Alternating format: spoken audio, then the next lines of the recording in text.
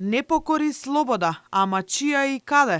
Владата на ден пред големиот државен празник го смисли логото и повторно изостанаа Македонија и македонци. Не само тоа, во владините пораки не се спомена бугарскиот фашистички окупатор на 11 октомври по 82 години од денот кога започнала борбата на македонскиот народ. Идентично како и на изминатите големи државни празници последниве години, немаше никаква музичка композиција или телевизиска најава за 11 октомври, а премиерот, символот за денот на почетокот на македонската борба против бугарскиот фашистички окупатор, го објави на социјалните мрежи утрово.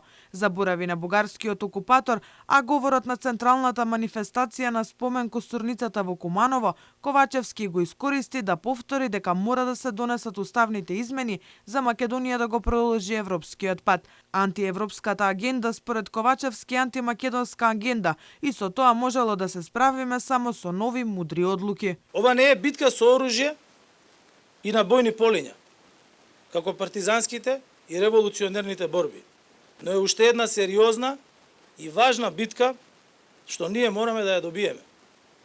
И со тоа ќе се осигураме никој никогаш да не може да ги користи македонските идентитетски прашања за своји или нечии туѓи цели.